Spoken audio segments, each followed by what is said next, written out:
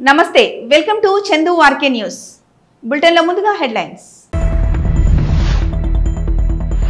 అనగారిన వర్గాల సంక్షేమం కోసం అలుపెరగని కృషి చేసిన సంఘ సంస్కర్త భారత మాజీ ఉప ప్రధాని బాబు జగజీవన్ రామ్ గారి జయంతికి ముఖ్యమంత్రి చంద్రబాబు ఘన నివాళి 10 ఏళ్ల బీఆర్ఎస్ హయాంలో లక్షల ఎకరాల అటవీ భూమి కేటీఆర్ పర్యావరణ పరిరక్షణ అనడం విడ్డూరం ఎంపీ చామల కిరణ్ కుమార్ రెడ్డి ఎద్దేవా తిరుపతి పళని మధ్య ఆర్టీసీ సర్వీస్ ప్రారంభించిన ఆంధ్రప్రదేశ్ ఉప ముఖ్యమంత్రి పవన్ కళ్యాణ్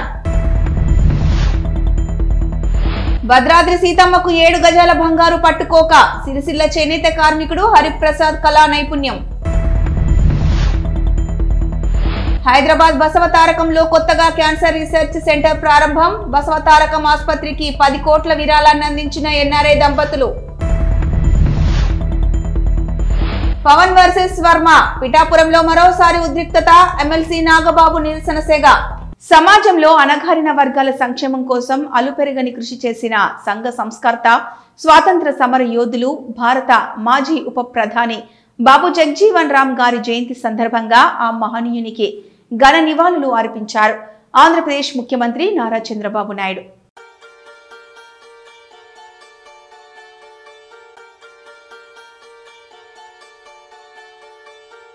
కేటీఆర్ మాటలకు అడ్డు అదుపు లేకుండా పోతోందని 3 ఏళ్లల్లా అధికారంలోకి వస్తాడంట. కొన్నవారి దగ్గర నుంచి భూమి తిరిగి లాక్కుంటాడంట. అసలు ఆ భూములను అమ్ముతామని ఈయనకు ఎవరు చెప్పారు? కంచె గచ్చిబౌలి భూములను అభివృద్ధి చేస్తాం తప్ప అమ్మే ప్రసక్తి లేదు. 10 ఏళ్ల బీఆర్ఎస్ హయాంలో లక్షల ఎకరాల అటవీ భూమిని మాయం చేసి ఇప్పుడు పర్యావరణ పరిరక్షణ అనడం విడ్డూరం అని ఎద్దేవా చేశారు భువనగిరి పార్లమెంటు సభ్యులు చామల కిరణ్ కుమార్ రెడ్డి. ఎంత కొవ్వు మాటలు అంటే కేటీఆర్ నిన్న 3 ఏళ్లలో మేము అధికారంలోకి వస్తాం, ఎవరు ఆ భూమిని మేము అమ్మనే అమ్మట్లేదు. ఆయన ఇచ్చే స్టేట్మెంట్, ఎవరన్నా ఆ భూమి దిక్కు చూసినా ఆ భూమిలో గజం కొన్నా బిక్కుంటాడట వచ్చి. మరి నేను చెప్పిన భూములన్నీ దారదత్తం చేసిరు కదా మీరు. మరి వీళ్ళందరినీ ఒకప్పుడు మేము కూడా కాంగ్రెస్ పార్టీ వాళ్ళము ప్రతిపక్షంలో ఉన్నప్పుడు అట్లాంటి పిచ్చి మాటలు మాట్లాడితే తెలంగాణ భవిష్యత్తు ఏమయ్యేది?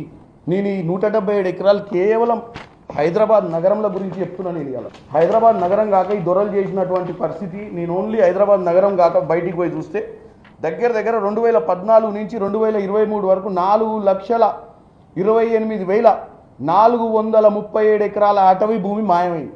దాదాపు 13 జిల్లాలలో. వీళ్ళ హయాంలో కాళేశ్వరం ప్రాజెక్టు కోసం 7,829 ఎకరాల అటవీ భూమిని తీసుకున్నారు.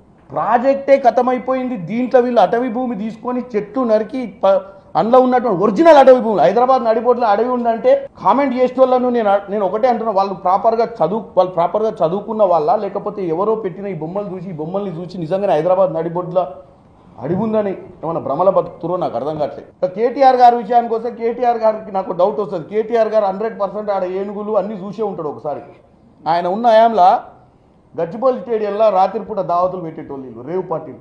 ఇక రేవు పార్టీ అంటే తెలుసు, అది వేసుకున్నాక పులులు సింహాలే కనపడతాయి, ఏడబడతాడు రోడ్ల మీద. పొద్దున 9 దాకా దావతులు నడిచేటి. అటువంటివన్నీ ఆ గచ్చిబౌలి అడవి పక్కనే వేసిరు. ఇప్పుడు ఉన్న అడవి ఉందన్నారు ఆయన.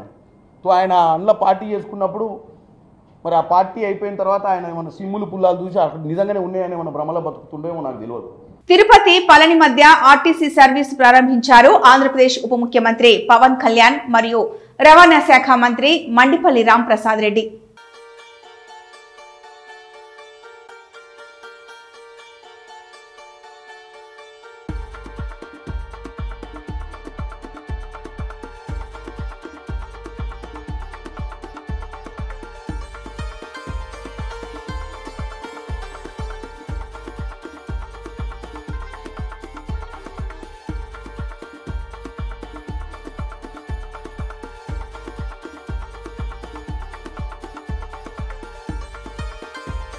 సిరిసిల్లకు చెందిన చేనేత కార్మికుడు హరిప్రసాద్ శ్రీరామనవమి సందర్భంగా పట్టు వస్త్రాలను నేశాడు. 10 రోజుల పాటు శ్రమించి పట్టు చీరపై భద్రాద్రి ఆలయ మూల విరాట్ను వేశాడు. చీరపై శ్రీరామ రామ రామేతి శ్లోకాన్ని 51 సార్లు వచ్చేలా నేశాడు. 1 గ్రామ్ గోల్డ్ జరీ పట్టుతో నేసిన ఈ 7 గజాల చీర బరువు 800 గ్రాములు.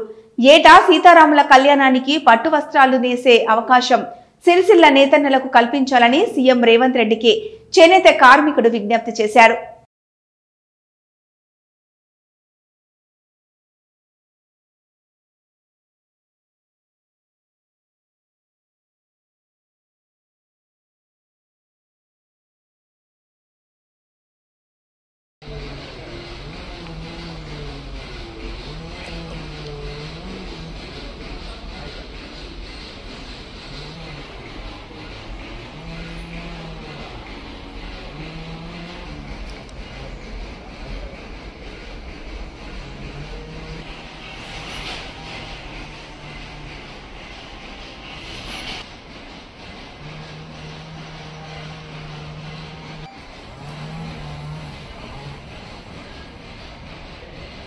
హైదరాబాద్లోని బసవతారకం ఇండో అమెరికన్ క్యాన్సర్ హాస్పిటల్లో కొత్తగా క్యాన్సర్ రీసెర్చ్ సెంటర్ ప్రారంభమైంది. ఈ కార్యక్రమాన్ని హాస్పిటల్ చైర్మన్ నందమూరి బాలకృష్ణ ప్రారంభించారు. ఈ రీసెర్చ్ సెంటర్ ఏర్పాటుకు ఎన్ఆర్ఐ దంపతులు సుద్నగుంట కళ్యాణి మరియు ప్రసాద్ 10 కోట్ల విరాళాన్ని అందించారు. ఈ సందర్భంగా బాలకృష్ణ మాట్లాడుతూ హాస్పిటల్ స్థాపన వెనుక ఉన్న ఆశయాలను, దాని ప్రస్తుత విజయాలను వివరించారు. బాలకృష్ణ మాట్లాడుతూ, మా నాన్న ఎన్టీఆర్ గారి ఆశయంతో ఈ హాస్పిటల్ స్థాపించబడింది. నటన ఎలా ఉంటుందో ప్రపంచానికి చూపించిన దైవం నా తండ్రి. కలల సాకారంగా ఈ హాస్పిటల్ రూపుదిద్దుకుంది. క్యాన్సర్ వ్యాధితో బాధపడే వారికి అత్యుత్తమ చికిత్సను అందించాలనే లక్ష్యంతో ఈ సంస్థ పనిచేస్తోందని అన్నారు. 2000 సంవత్సరంలో 110 బెడ్లతో ప్రారంభమైన ఈ హాస్పిటల్ నేడు 650 బెడ్ల సామర్థ్యంతో వరల్డ్ క్లాస్ క్యాన్సర్ హాస్పిటల్ గా ఎదిగిందని ఆయన గర్వంగా చెప్పారు. కొత్త ఏడాదిలో కొత్త రీసెర్చ్ సెంటర్ ను ఏర్పాటు చేసి క్యాన్సర్ పరిశోధనలను మరింత అభివృద్ధి చేయడం ఒక శుభారంభం అని బాలకృష్ణ తెలిపారు. దేశంలో క్యాన్సర్ కేసులు రోజుకు పెరుగుతున్న నేపథ్యంలో చికిత్సతో పాటు పరిశోధనలకు కూడా ప్రాధాన్యత ఇవ్వాల్సిన అవసరం ఉందని ఆయన ఒక ప్రకటనలో పేర్కొన్నారు. తమ ఎనలేని వైద్య విద్యా నైపుణ్యంతో ప్రాణదాతలుగా ప్రజల మన్ననలు పొందుతున్న ఈ వైద్య బృందానికి అందరికీ నా సవినయ నమస్కారం. అర్ధ శతాబ్దం నుంచి ఢిల్లీలో ఉన్న స్థిరపడిన ఈనాడు తెలుగు గడ్డపై నిలబడ్డ తెలుగు బిడ్డగా తొలి పలుకులో తెలుగులోనే మాట్లాడాలనుకున్నాను. సభాధ్యక్షులు వారు అనుమతిస్తే తదుపరి ప్రసంగం ఆంగ్లంలోనే కానిస్తారు.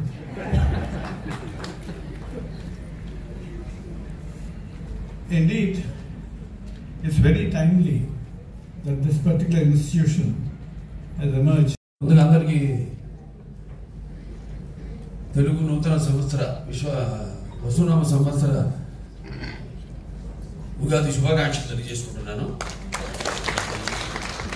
ఉగాదితో ఈ యొక్క కొత్త ఇక్కడ మన ఆసుపత్రులు కూడా ఈ యొక్క ఆసుపత్రి యొక్క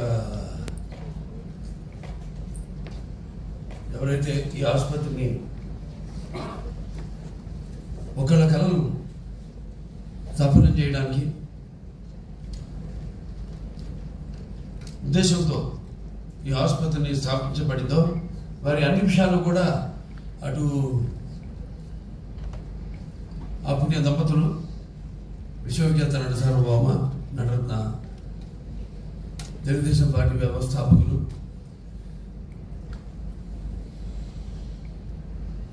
డాక్టర్ పద్మశ్రీ నందమూరి తారక రామారావు గారు, అలాగే మా తల్లిగారైన శ్రీమతి నందమూరి బసవరామ తారకం గారికి నటనలో ఆయన ప్రతిరూపంగా మీ అందరి గుండెల్లో నింపిన యుగ పురుషుడు, అలాగే విశ్వానికి విశ్వ నట రూపం ఎలా ఉంటుందో చూపించిన కారణ జన్ముడు నా తండ్రి గురువు దైవం ఆయన మా తండ్రి గారికి నా గాయత్ర పరమంత్రం నమాప పరదేవత నా హరే పరతస్త్రాత నా అనృత పాతకం పరం అంటాము తల్లిని ఉద్దేశించి. అలాగే తండ్రిని యస్మాత్ పారదేవత ప్రాదుర్భూతన భక్తి గురుణ సంతులు మాంసి శాస్త్రం తస్మై సర్వజ్ఞ మూర్తి పితృ వాగత సంపర్తో వాగత పతిపతే జగతో పితృ మందే భారతీ పరమేశ్వర. సో అలా ఈ యొక్క దేహాన్ని నాకు ఇచ్చినందుకు ఒక ఈ ఆసుపత్రి నాటు ఒక చైర్మన్గా అయితేనేమి, లేకపోతే నటనలో ఆయనకి వాచోడుగా అయితేనేమి, లేకపోతే అటు హిందూపూర్ ఒక శాసనసభ్యుడిగా అయితేనేమి, ఇలా ఎన్ని అవకాశాలు నాకు దక్కడం అనేది అది ఆ తల్లిదండ్రుల వాడి యొక్క బిడ్డగా పుట్టినందుకు నా పూర్వజులు సుకృతంగా భావిస్తూ మరి ఈనాడు ఈ వేదికను అందించిన వాటి ముఖ్య అతిథిగా అయిన Srinath Reddy garu, public health foundation of India, professor, distinguished professor అయిన, అలాగే మా research and development president GH Mohan Rao గారికి, అలాగే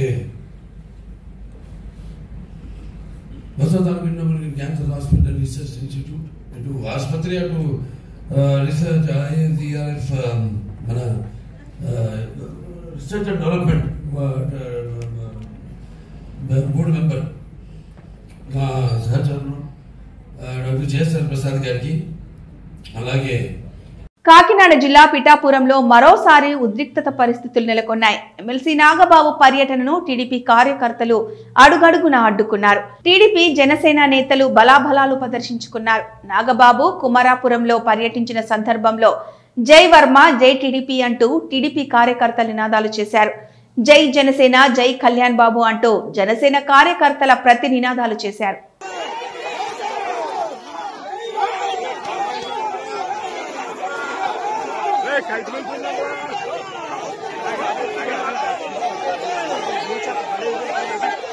భద్రాచలం శ్రీ సీతారామచంద్ర స్వామి వారి దేవస్థానంలో సీతారామచంద్ర స్వామి వారు పక్ష ఉత్సవాలు ఘనంగా ప్రారంభమయ్యాయి. ఉగాది నుండి వసంత పక్ష ప్రయుక్త శ్రీరామనవమి తిరు కళ్యాణ బ్రహ్మోత్సవములు జరుగుతున్నాయి. ఈ ఉత్సవంలో మొదటగా ఉగాది నుండి నవమి వరకు మనకు వసంత నవరాత్రులు అని, రెండోది సప్తమి నుండి పూర్ణిమ వరకు నావాహినిక బ్రహ్మోత్సవాలు అని, ఈ రెండు కలిపి ఈ వసంత పక్ష ఉత్సవాలుగా ఈ భద్రాచల క్షేత్రంలో చేయడం అనేది సాంప్రదాయం. బ్రహ్మోత్సవాలలో భాగంగా గరుడ పట ఆవిష్కరణ, అగ్నిమధానం, హోమాలు నిర్వహిస్తున్నారు. ధ్వజారోహణ జరిగి ఆ గరుత్మంతుడికి నైవేద్యం పెట్టి ఆ ప్రసాదం సంతానం లేని వారికిస్తే గర్భదోషాలు పోతాయని నమ్మకం. కళ్యాణ క్రతువులో భాగంగా శనివారం సాయంత్రం ఎదుర్కోలు కార్యక్రమం నిర్వహించి ఆదివారం ఉదయం సీతారామచంద్ర స్వామి వారి కళ్యాణం నిర్వహిస్తారు.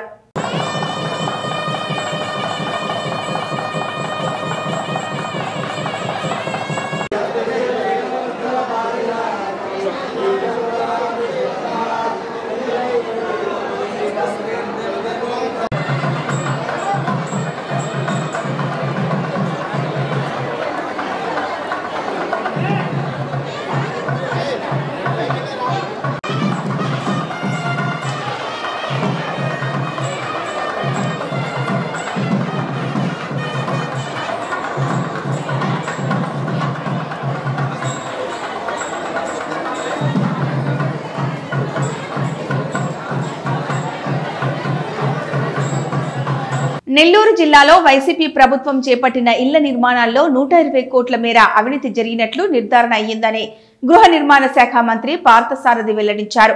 సర్వేపల్లి ఎమ్మెల్యే సోమిరెడ్డి చంద్రమోహన్ రెడ్డితో కలిసి వరికొండ ఎస్టీ కాలనీలోని ఇళ్ల నిర్మాణాలను ఆయన పరిశీలించారు.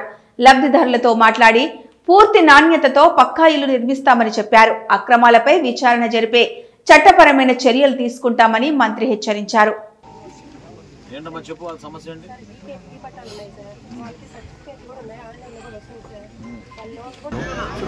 రైతులతో ముఖాముఖి సమావేశం ఏర్పాటు చేసుకుని నాతోటి మా ప్రభుత్వ విప్పు ఏలూరు శాసనసభ్యులు శ్రీధర్ గారు, అదేవిధంగా తిరుపతి ఎమ్మెల్యే శ్రీనివాసులు గారు, జిల్లాధ్యక్షులు ప్రొఫెసర్ గారు అందరం కూడా కలిసి ఈ ప్రాంతంలో ఉన్న రైతాంగాన్ని కలిసినప్పుడు కొన్ని వివరాలు తెలుసుకుని నిజంగా మేము కూడా ఆశ్చర్యపోయాం.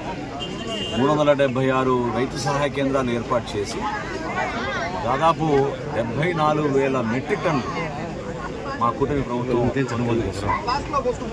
కొనుగోలు చేయడమే కాదు, సుమారు 7,000 మంది రైతులకి 151 కోట్ల రూపాయలు 24 గంటల లోపే వాళ్ళ ఖాతాలోకి జమ చేయడం జరిగింది. గతంలో ప్రజల్ని మభ్యపెట్టి బటన్లు నొక్కాం అని చెప్పిన వైఎస్ఆర్సీపీ ప్రభుత్వం నిజంగా సిగ్గుచేటు. ఎందుకంటే లెక్కలు తీస్తే గత సంవత్సరం ఖరీఫ్ మాసంలో ఇక్కడే తిరుపతి జిల్లాలో కేవలం 6 రైతులకే వాళ్ళు సహాయం అందించారు, ధాన్యం కొనుగోలు చేశారు. 6 రైతుల దగ్గర కూడా 12 లక్షల రూపాయలు ధాన్యం కొనుగోలు చేసి డబ్బులు కూడా కట్టలేదు. అంటే 60 మెట్రిక్ టన్నులు ఎక్కడ, 74,000 మెట్రిక్ టన్నులు ఎక్కడ? ఒకసారి ప్రజలు కూడా అర్థం చేసుకోవాలి. చాలా పారదర్శకంగా, నిజాయితీగా రైతుకి అండగా ఉన్నాం కూటమి ప్రభుత్వం. గౌరవ ముఖ్యమంత్రి గారు చంద్రబాబు నాయుడు గారు, గౌరవ ఉప ముఖ్యమంత్రి గారు పవన్ కళ్యాణ్ గారు నిరంతరం మనం ఈ ప్రాంతంలో ఉన్న రైతాంగానికి నమ్మకం కల్పిద్దామనే నిర్ణయంతో ముందుకొచ్చాం. మిల్లర్లు కూడా ఏ మాటగా మాట వాళ్ళు కూడా చక్కగా సహకరించారు. వాళ్ళకి బ్యాంక్ గ్యారంటీల విషయంలో కానివ్వండి, రైతుల దగ్గర నుంచి మేము ధాన్యం కొనుగోలు చేసినప్పుడు తేమ శాతం విషయంలో కానీ, గోతాల విషయంలో కానీ ఎక్కడ కూడా పొరపాటు లేకుండా ఒక నమ్మకమైన ప్రక్రియని ప్రజల్లోకి తీసుకెళ్ళాలి. ఖచ్చితంగా రాబోయే రోజుల్లో ఇప్పుడున్న అధికార యంత్రాంగం మా జేసీ గారి ఆధ్వర్యంలో ప్రతి రైతు సహాయ కేంద్రాల్లో కూడా ధాన్యం కొనుగోలు మరింత వేగవంతంగా తీసుకెళ్ళడానికి సిద్ధంగా ఉన్నాం. ఖరీఫ్ నుంచి రబీకి వచ్చాం. రబీలో కూడా మాకున్న అంచనాల మేరకు రైతుల దగ్గర కొనుగోలు చేయడానికి సుమారు 56,000 మెట్రిక్ టన్నుల వరకు మేము సిద్ధంగా ఉన్నాం. ఎవరు కూడా ఆధారపడవసరం లేదు. ప్రతి గింజ రైతన్నల దగ్గర మేము కొనుగోలు చేసే విధంగా యంత్రాంగం అంతా కూడా సిద్ధంగా ఉంది. స్థానికంగా ఉన్న మా వ్యవసాయ శాఖ అధికారులు, పౌర సరఫరాల శాఖ అధికారులు, రెవెన్యూ సిబ్బంది, ఇక్కడ ఉన్న విజిలెన్స్ సిబ్బంది అందరూ కూడా అంతిమంగా రైతుకి సహాయం చేయాలి, మేలు చేయాలనే ఉద్దేశంతో ఈ రైతు సహాయ కేంద్రాల ద్వారా చేసిన ఈ అద్భుతమైన ధాన్యం కొనుగోలు గతంలో ఎప్పుడు లేని విధంగా మా కూటమి ప్రభుత్వం చేసింది. రాష్ట్ర వ్యాప్తంగా కూడా నిన్నటి వరకు మేము 36 లక్షల మెట్రిక్ టన్నులు ధాన్యం కొనుగోలు చేశాం. 8,300 కోట్ల రూపాయలు రైతుల ఖాతాల్లో 24 గంటల్లోనే మేము జమ చేశాం. సో ఇది చరిత్ర. ఇది అద్భుతంగా కష్టపడి పనిచేసిన ప్రతి ఒక్క అధికారికి మనస్ఫూర్తిగా ఈ సందర్భంగా నేను ధన్యవాదాలు తెలుపుతున్నాను. రబీ మాసంలో కూడా అదే విధంగా ప్రజల్లో ఒక భరోసా నింపే విధంగా మేము ముందుకెళ్తాం. గుంటూరు జిల్లా తెనాలిలో ఎమ్మెల్సీ ఆలపాటి రాజేంద్ర ప్రసాద్ గారి పుట్టినరోజు సందర్భంగా ఆలపాటి శివరామకృష్ణయ్య మెమోరియల్ ట్రస్ట్ ఆధ్వర్యంలో జరుగుతున్న ఒంగోలు జాతీయ స్థాయి ఎడ్ల పంద్యాలు మరియు పశుపాల ప్రదర్శనలో శుక్రవారం సాయంత్రం దెందులూరు ఎమ్మెల్యే చింతమనేని ప్రభాకర్ గారు ముఖ్య అతిథిగా పాల్గొన్నారు. ఈ సందర్భంగా తెనాలి విచ్చేసిన దెందులూరు ఎమ్మెల్యే చింతమనేని ప్రభాకర్ కు స్థానిక తెనాలి తెలుగు యువత ఆధ్వర్యంలో భారీ ఘన స్వాగతం పలికారు. తెనాలి పట్టణంలోని వీధుల్లో బైక్ ర్యాలీ చేపట్టి దెందులూరు ఎమ్మెల్యే చింతమనేని ప్రభాకర్ గారిని భారీ క్రేన్లతో ఏర్పాటు చేసిన గజమాలతో సత్కరించారు.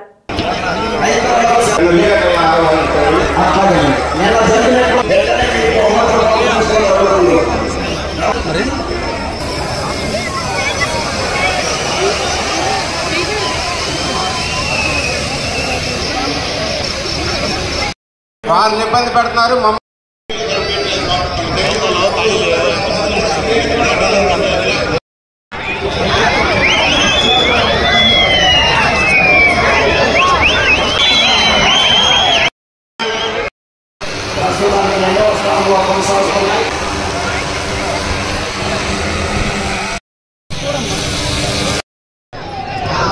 ఖాళీ చేయాలండి. అందరూ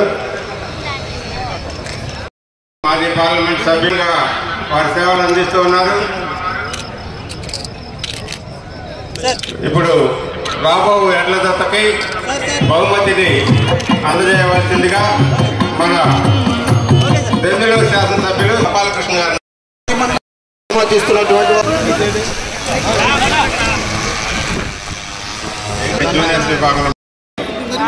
ఈరోజు కీర్తిశేషులు ఆలపాటి శివరామకృష్ణయ్య మెమోరియల్ ద్వారా ఒంగోలు జాతీయ స్థాయి ఎడ్ల బల ప్రదర్శన మరియు పశు పాల ప్రదర్శన కార్యక్రమాన్ని ఏర్పాటు చేసినటువంటి నాకు నా చిన్ననాటి నుండి సుపరిచితుడిగా ఉన్నటువంటి అన్న ఆలపాటి రాజేంద్ర ప్రసాద్ గారు మనందరి తరపున ఈరోజు ఈ వేదిక సాక్షిగా జన్మదిన శుభాకాంక్షలు తెలియజేస్తూ రాజకీయాల్లో నాటి నుండి నేటి వరకు అనేక ఒడుదుడుకుల్ని సవిచూసి తట్టుకుని నిన్న జరిగినటువంటి ఎమ్మెల్సీ ఎన్నికల్లో కూడా ఘన విజయాన్ని సాధించినటువంటి రాజేంద్ర ప్రసాద్ గారికి మరి ప్రత్యేకంగా జన్మదిన శుభాకాంక్షలు, అదేవిధంగా విజయోత్సవ శుభాకాంక్షలు తెలియజేసుకుంటూ ఇంకా మరింత ప్రజాసేవలో పాల్గొనాలని, ఆయనకు ఆరోగ్య ఇవ్వాలని, ఐశ్వర్యం మనం ఇవ్వక్కర్లేదు. ప్రజలు ఆర్టీసీ బస్సు సర్వీసులను వినియోగించుకోవాలని రాష్ట్ర వ్యవసాయ శాఖ మంత్రి కింజారపు అచ్చెన్నాయుడు వెల్లడించారు. శ్రీకాకుళం టెక్కలిలో ఆయన టెక్కలి నుండి అమలాపురం వరకు సూపర్ లగ్జరీ, శ్రీకాకుళం నుండి కొత్తూరు వరకు ఎక్స్ప్రెస్ సర్వీసు ఆయన జెండా ఊపి ప్రారంభించారు. మంత్రి బస్సులో ప్రయాణించారు.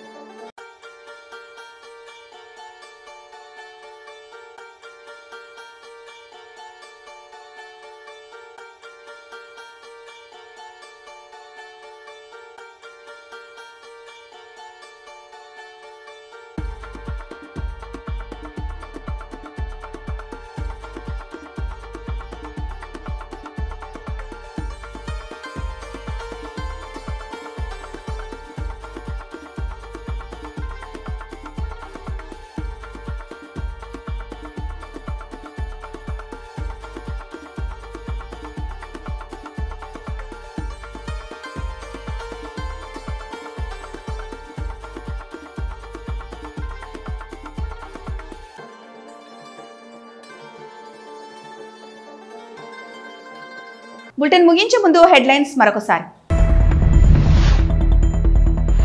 అనగారిన వర్గాల సంక్షేమం కోసం అలుపెరగని కృషి చేసిన సంఘ సంస్కర్త భారత మాజీ ఉప ప్రధాని బాబు జగజీవన్ రామ్ గారి జయంతికి ముఖ్యమంత్రి చంద్రబాబు ఘన నివాళి.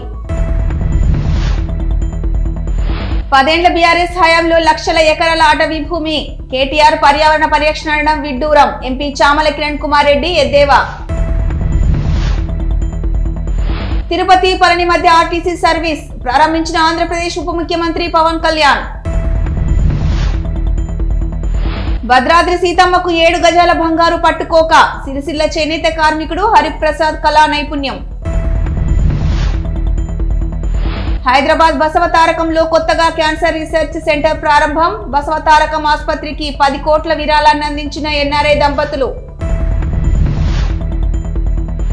పవన్ వర్సెస్ వర్మ, పిఠాపురంలో మరోసారి ఉద్రిక్తత, ఎమ్మెల్సీ నాగబాబు నిరసన సెగ. ఇవి ఈ బులెటిన్ అప్డేట్స్.